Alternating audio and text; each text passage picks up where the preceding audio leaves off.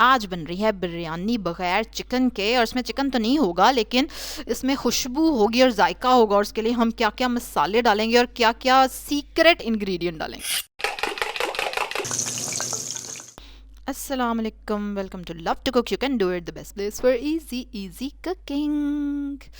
अच्छा जी, ये बिरयानी आप बिल्कुल घर में बना सकते हैं और खा सकते हैं बग़ैर चिकन के। इसको ऐसे ही खाएं जैसे मैं खा रही हूँ, तो इसमें बड़ा मज़े का फ्लेवर और एरोमा आता है।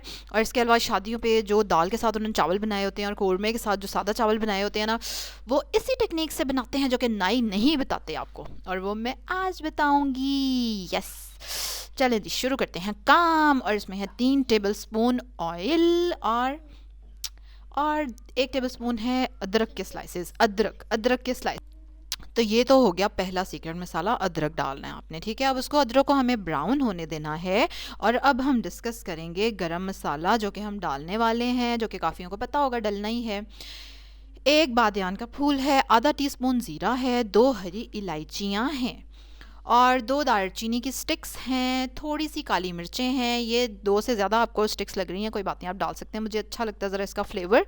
और कुछ सर्दी इतनी ज़्यादा है तो इसलिए मैंने कहा दालचीनी डाल ली जाए। ये देखें, अदरक जो है वो गोल्डन हो गया है और उसमें मैंने डाल दिया मसाला। ये सारा काम करते हुए ना आँच रखनी है बहुत ही ज़्यादा हल्की, फिर इसका सही अरोमा निकल के आएगा।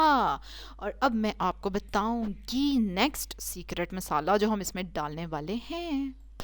और अब देखें, मसाला अच्छे से हमारा ना भुन गया है और बस इसको कोई 30 के सेकंड हमने गरम मसाले को भूनना है। और फिर हम इसमें डालेंगे अगला इंग्रेडिएंट जो है दूध, और ये है 1 गिलास चावल, ठीक है। अब ये जो 1 कप, तकरीबन आधा कप दूध है, ठीक है, क्योंकि 1 गिलास चावल है ना, ये डाल दिया। और अब आप आंच कर देंगे तेज़।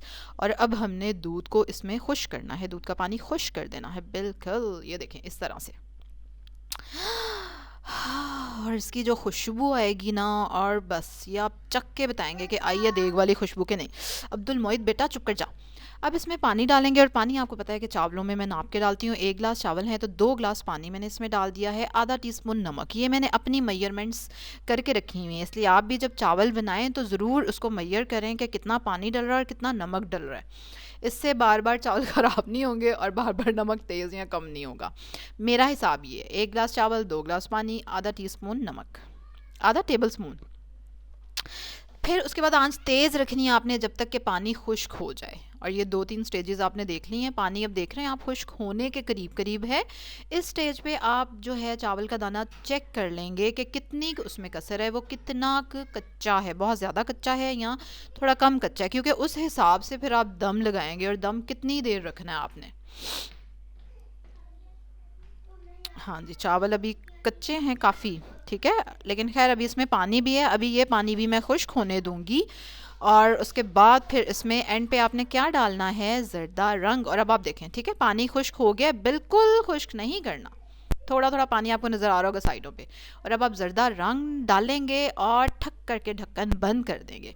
और चावल जितने मेरे कच्चे हैं उस हिसाब से इनको कोई 4 मिनट का दम काफ़ी है, हल्की आंच पे, बिल्कुल हल्की आंच पे 4 मिनट पड़े रहने देना। और